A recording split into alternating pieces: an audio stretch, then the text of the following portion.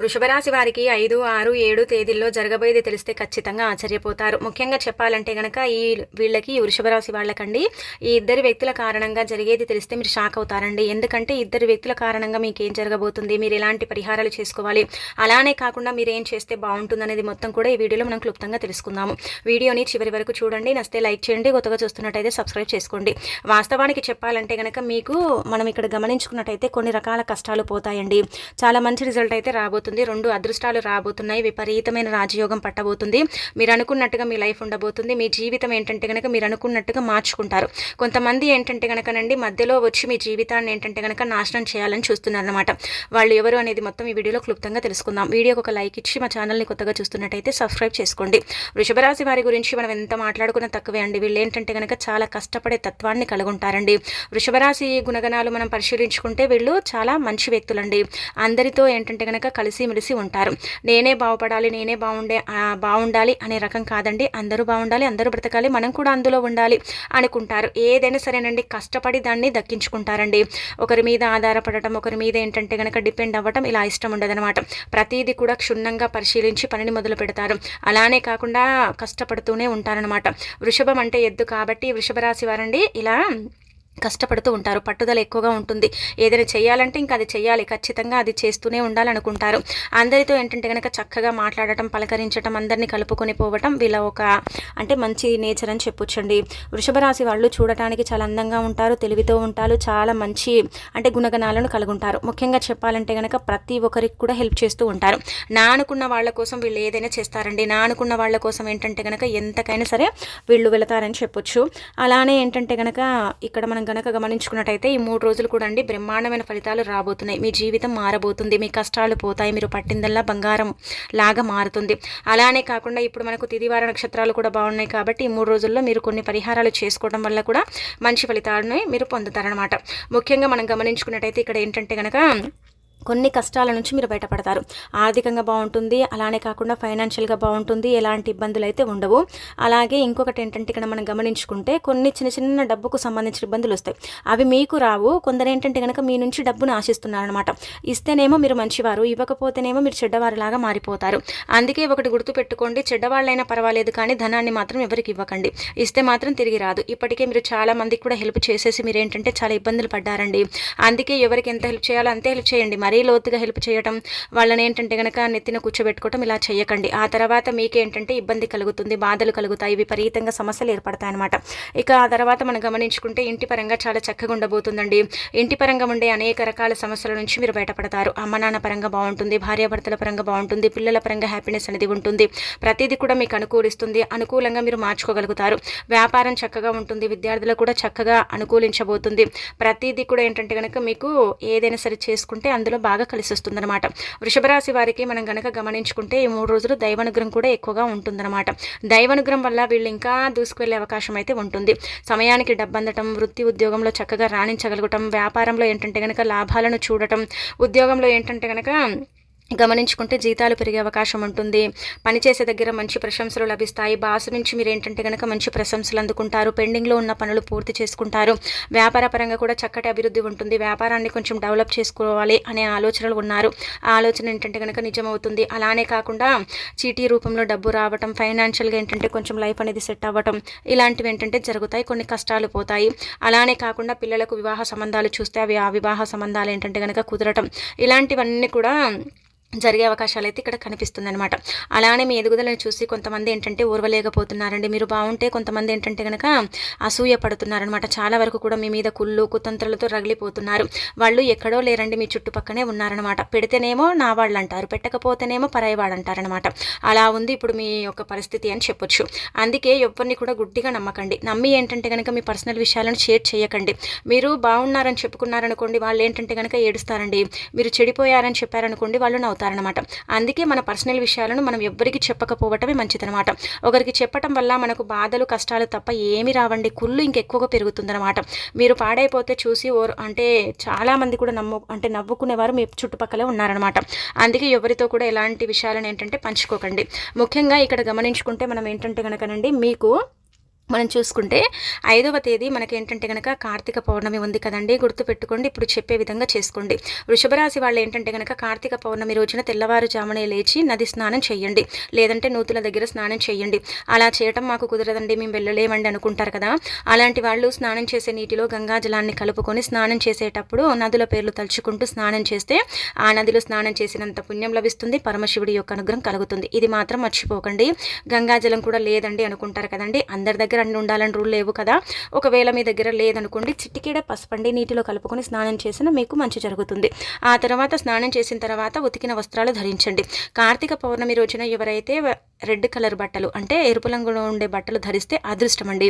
సంవత్సరం అంతా కూడా ఏంటంటే కనుక చక్కగా యోగిస్తుంది. చాలా మంచి రిజల్ట్ వస్తుందన్నమాట. మీరేంటంటే గుర్తుపెట్టుకోండి, ఇలా ఎరుపు రంగులో ఉండే బట్టలు ధరించండి. ఎరుపు కానీ ఆకుపచ్చ రంగులో ఉండే బట్టలు ధరిస్తే చాలా మంచిది. ఆకుపచ్చ అంటే ప్రకృతి అండి, లక్ష్మీదేవికి పార్వతీదేవికి ఇలా చాలా ఇష్టమైన రంగులు అనమాట. అలానే కాకుండా ఎరుపు ఏంటంటే మన దురదృష్టాన్ని తొలగించడానికి, అదృష్టాన్ని తెచ్చిపెట్టడానికి, సంవత్సరం అంతా కూడా చక్కగా యోగించడానికి, మన జీవితం ఏంటంటే చక్కగా అంటే ఇలా సాఫీగా సాగిపోవటానికి, కష్టాలు ఇలాంటివి లేకుండా, బాధలు ఇలాంటివి లేకుండా ఉండటానికి ఈ రంగులు మనకు పనిచేస్తాయి. ఈ రంగుల వల్ల ఏంటంటే మన లైఫ్ అనేది కొంచెం చేంజ్ అవుతుంది. ఈ రంగులో ఉండే బట్టలు ధరించి మనం పూజ చేసుకుంటే మంచిదన్నమాట. ఇంట్లో ఏంటంటే గనక 365 ఒత్తులు వెలిగిస్తారు కదా, మగవారు వెలిగిస్తే చాలా మంచిదండి. కుదిరితే మగవారే వెలిగించండి, లేదంటే ఆడవారు కూడా వెలిగించవచ్చు. ఈ రోజు ఉదయాన్నే లేవటం, శుచిగా స్నాన కార్యక్రమాలు చేసుకుని ఉతికిన అంటే బట్టలు ధరించడం, ఇల్లంతా కూడా క్లీన్ చేసుకోవటం, ఆ తర్వాత గుమ్మాలకు పసుపు రాసి కుంకుమతో బొట్టు పెట్టుకుని వాకిట్లో ముగ్గు పెట్టుకోవటం, అనంతరం వచ్చేసి పూజా మందిరాన్ని అంతా కూడా క్లీన్ చేసుకోవటం, అలానే దేవుడి పటాలను క్లీన్ చేసుకుని పుష్పాలతో చక్కగా అలంకరించుకోవటం, ఇదంతా కూడా చేసుకోవాలి. ఇలా చేసేసి ఏంటంటే గనక శివపార్వతుల పటానికి చక్కగా పూలతో అలంకరించాలి. శివపార్వతుల పటాలతో పాటు లక్ష్మీనారాయణను కూడా ఈరోజు పూజించాలండి. పౌర్ణమి అంటే లక్ష్మీదేవి చాలా ఇష్టపడుతుందన్నమాట. అలానే శివపార్వతులు కూడా అత్యంత ప్రీతికరమైన రోజు కదా. కార్తీక పౌర్ణమి అత్యంత శక్తివంతమైనది, ఎంతో విశిష్టతలో అంటే సంచరించుకొని ఉంటుందన్నమాట. చాలా చాలా పవిత్రమైన రోజు కాబట్టి ఇలా దీపధూప నైవేద్యాలతో పూజించండి. ఈరోజు పిండి దీపం పెడితే 1,000,000 జన్మల పుణ్యం లభిస్తుంది. అలానే కాకుండా నారికేళ్ల దీపం పెడితే జన్మల దరిద్రాలు పోయి శివానుగ్రహం కలుగుతుంది. అలానే ఈరోజు ఉసిరికాయ దీపం పెడితే మనకు లక్ష్మీదేవి అనుగ్రహం కలుగుతుంది. శ్రీ మహావిష్ణువు యొక్క అనుగ్రహం కూడా కలుగుతుంది. మీరేంటంటే కనుకనండి ఈరోజు ఇంట్లో దీపం పెడితే పిండి దీపం చేయండి. పిండి దీపం చేస్తే 5 కానీ 7 కానీ దీపాలు అంటే చేయొచ్చు. పిండి దీపాలు కుదరకపోతే 2 మట్టి ప్రమిదలను తీసుకొని రెండిట్లలో 5 ఒత్తులను వేసేసి దీపారాధన చేయొచ్చు. లేదంటే ఇలా ఒక్కొక్క ఒత్తిని వేసి కూడా దీపం పెట్టుకోవచ్చు. ఆవునేది పెట్టినా, నువ్వుల నూనెతో పెట్టినా మనం ఏంటంటే గనక మన మనసు భగవంతుడిపై లగ్నం చేసుకుని పెట్టుకుంటే మంచిది. ఇలా దీపం పెట్టిన తర్వాత ఏంటంటే గనక కొబ్బరికాయ కొట్టి ఆ నీళ్లు కొంచెం శివుడి పటం మీద ఇలా చిలకరించండి. ఎందుకంటే పరమశివుడు అభిషేక ప్రియుడు కాబట్టి కొన్ని ఇలా అంటే నీటిని ఇలా చిలకరించిన శివుడు పులకరిస్తాడు. అలానే కాకుండా సంతోషిస్తాడు, అనుగ్రహాన్నిస్తాడు. కాబట్టి ఇంట్లో కొబ్బరికాయ కొడితే ఈ విధంగా చేయండి. ఇక ఆ తర్వాత నైవేద్యంగా ఏదైనా సరే తీపి పదార్థం, పాయసం కానీ బెల్లం పరమాన్నం కానీ చేసి పెట్టవచ్చు. 2 అరటి పళ్ళు పెట్టుకోవచ్చు, కొబ్బరికాయ కొట్టవచ్చు, చిన్న బెల్లం ముక్క, దీపానికి పుష్పాలు అలంకరణ చేసేసి మారేడు దళాలను సమర్పించి చక్కగా మనం నమస్కారం చేసుకొని ఓం నమః శివాయ అనే పంచాక్షరి మంత్రాన్ని చదువుతూ పూజ చేసుకుంటే జన్మల దరిద్రాలు వదిలి 1,000,000 జన్మల పుణ్యం లభిస్తుంది. ఇంట్లో పూజ చేసుకోవటమే కాదు, తులసి కోట దగ్గర కూడా పూజ చేయాలి. అగరబత్తులు వెలిగించడం, తులసమ్మ చుట్టూ ప్రదక్షిణ చేయటం, తులసి కోటకు నమస్కారం చేసుకోవటం, ఇదంతా కూడా చేయాలన్నమాట. ఇక ఇలా చేసేసి ఈరోజు ఉపవాసం ఉండండి. ఉపవాసం ఉంటే చాలా మంచిదండి. ఈరోజు ఉపవాసం ఉంటే 1,000,000 ఉపవాసాలు ఉన్నట్టే అండి. కాబట్టి ఉపవాసం చేయండి. ఉపవాసం మేము చేయలేమనుకుంటారు కదా, అలాంటి వాళ్ళు ఏంటంటే కనుక ఈరోజు గుర్తుపెట్టుకోండి, ఉల్లి వెల్లుల్లిని తినకండి. అలానే కాకుండా ఇంట్లో ఏంటంటే కనుక ఉపవాసం ఉండేవాళ్ళు కటిక ఉపవాసాన్ని చేయకూడదు. కటిక ఉపవాసం చేయడం వల్ల ఎలాంటి ప్రయోజనాలు అయితే రావండి. పాలు పళ్ళరసాలు తీసుకుంటూ ఉపవాసం ఉండాలి. ఉపవాసం లేని వారు ఏంటంటే కనుక ఇలా ఉల్లి వెల్లుల్లికి దూరంగా ఉండాలి. నల్లటి వస్త్రాలు ధరించకూడదు. రాళ్ళ ఉప్పుని ఈరోజు కొనకూడదు. ఇనుప వస్తువులను కొనకూడదు. అలానే కాకుండా ఈరోజు ఏంటంటే కనుక చీపురుని కొనకూడదు. ఇంకా అనంతరం వచ్చేసి ఇంకొకటి ఏంటంటే కనుక ఈరోజు ముఖ్యంగా పాలు పెరుగు మన ఇంటి నుంచి వేరే వాళ్ళ ఇంటికి వెళ్ళకూడదు. దానం చేయకూడదు. ఎవరికి ఇవ్వకూడదు. సంపాదన హరించిపోతుంది. చాలా కష్టాల్లో పడతాము.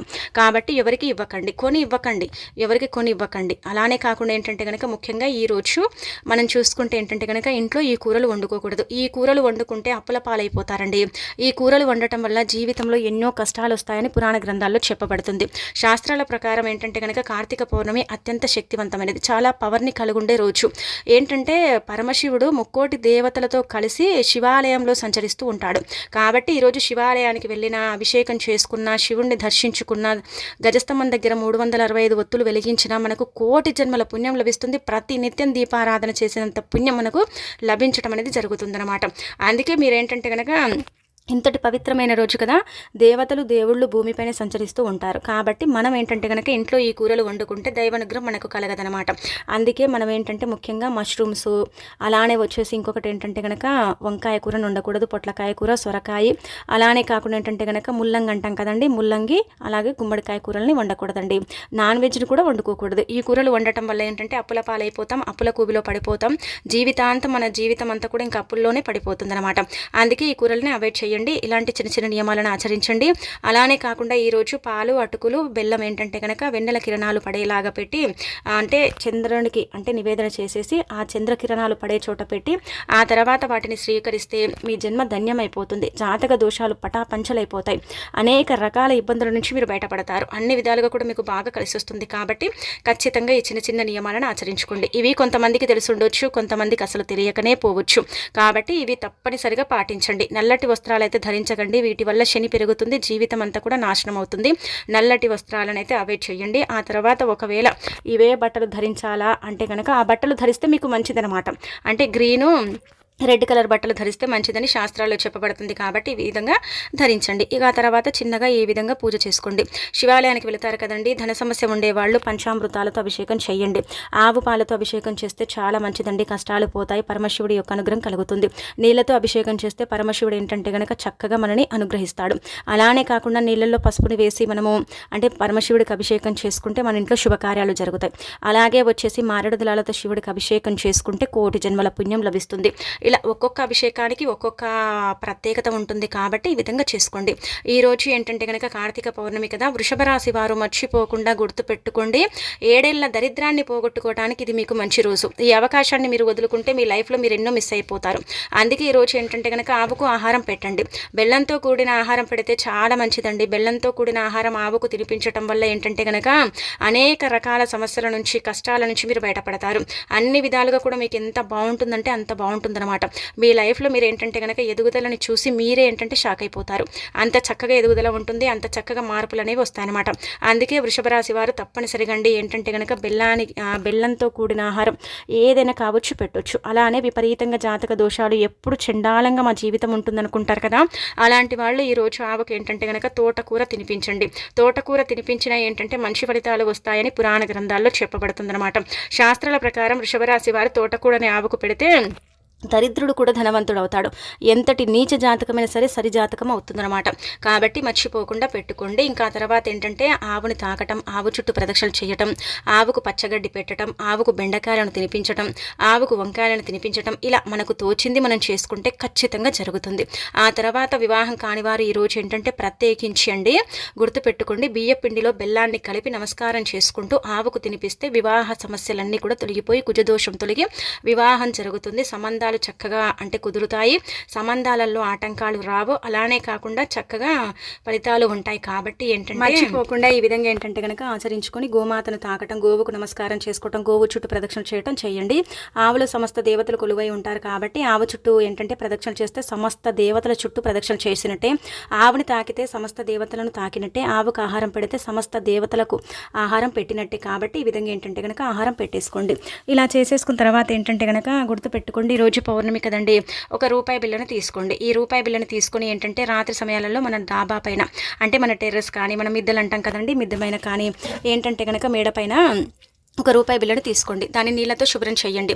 అలా చేసిన ఈ రూపాయి బిల్లను ఏంటంటే కనుక గుర్తుపెట్టుకోండి, మీరు రూపాయి బిల్లను ఏంటంటే ఇలా డాబా పైన పెట్టండి. అంటే ఇలా మీ యొక్క మిద్దె మీద పెట్టుకోండి. అలా వెన్నెల కిరణాలు ఎక్కడైతే పడతాయో అక్కడ ఈ రూపాయి బిల్లను పెట్టండి.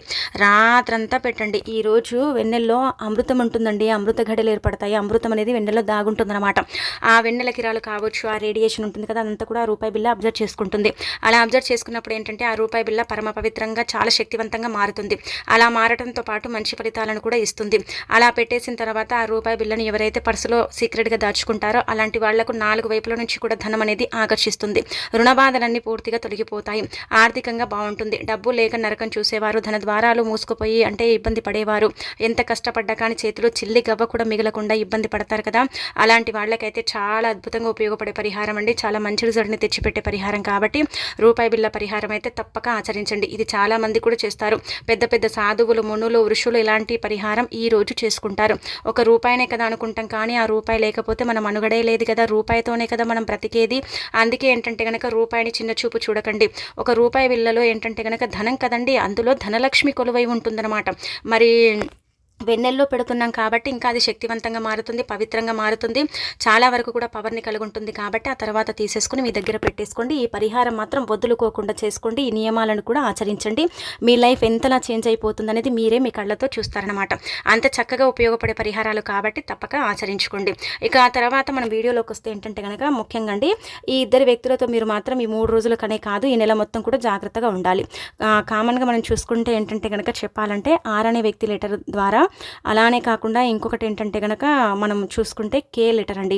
వీళ్ళతో కొంచెం జాగ్రత్తగా ఉండండి. ఈ వ్యక్తులు ఏంటంటే కనుక మిమ్మల్ని నిందించాలనుకుంటున్నారు, మీ మీద అబండాలు వేయాలనుకుంటున్నారు, మీ మీద లేనిపోని పుకార్లు లేపాలనుకుంటున్నారు. ఈ వ్యక్తుల వల్ల మీకు ఇబ్బంది కలుగుతుంది. ధనం అడిగినా ఇవ్వకండి. ఏదైనా కష్టాల్లో ఉన్నామని చెప్పినా కానీ వాళ్ళని ఆదుకోకండి. వీళ్ళ వల్ల కొంచెం ఏంటంటే కనుక ఇబ్బందికరంగా ఉండబోతుంది, ధన నష్టం జరగబోతుంది, కష్టాల్లో కూడుకుంటారు. ఏంటంటే కనుక తెలియని కొన్ని సిచ్యువేషన్ కేసులలో ఇరుక్కునే అవకాశం ఉంటుంది. కాబట్టి వీరిని ఏంటంటే కనుక దూరం పెట్టండి.